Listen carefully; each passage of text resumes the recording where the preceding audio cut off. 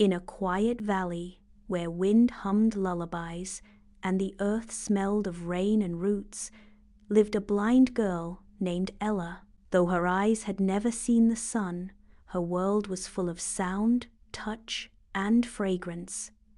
Every breeze was a whisper, every scent a story. Ella lived in a cottage, draped in ivy with her grandmother, Grandma Rose, a gentle woman with a voice like warm tea. Orphaned as a baby, Ella had known no other parent.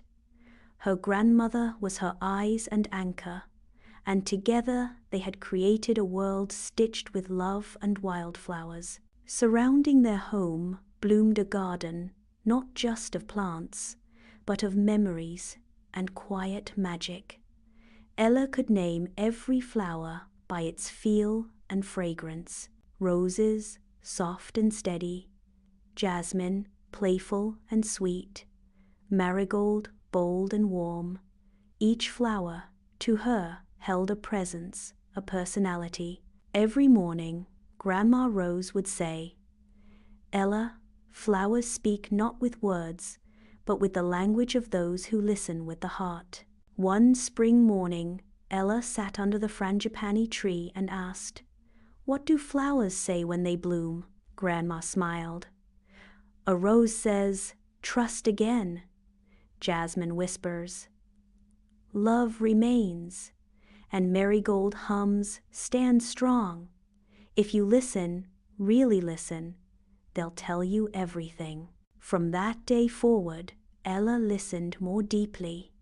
She began to talk to the flowers as friends, telling them her dreams, her worries, her joys. She found peace in their presence, and the garden slowly became her sanctuary. Then, one winter, Grandma Rose fell ill.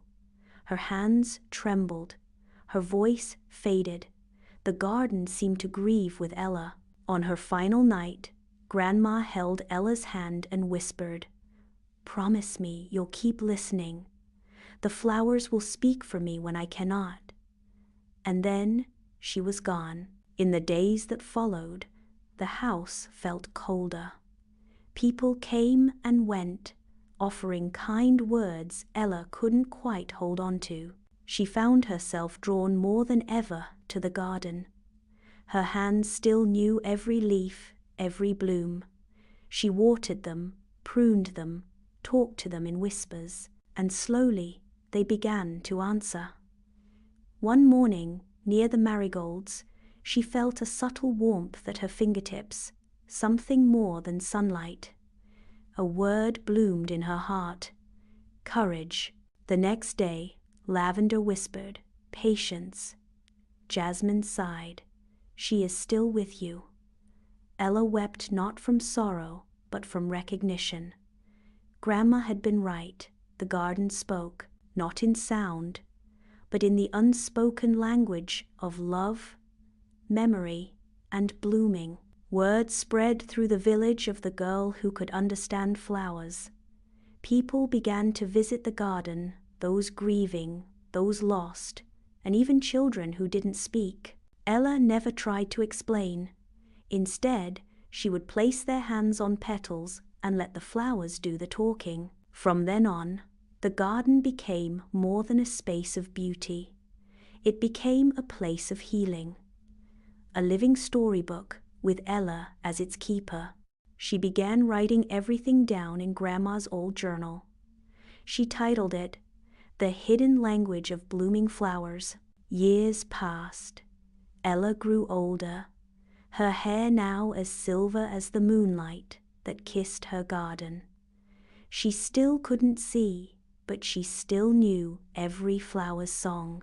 One summer morning, she sat beneath the same frangipani tree, listening to the rustle of petals. The air felt different, like a presence had returned. A breeze curled around her, carrying scents of jasmine and rose. And then, a whisper only she could feel. "Thank you, my Ella. You listened, and you bloomed." Ella smiled, her unseeing eyes shining. That day, every flower in the garden bloomed at once. She didn't need to see them. She knew. Grandma Rose had come home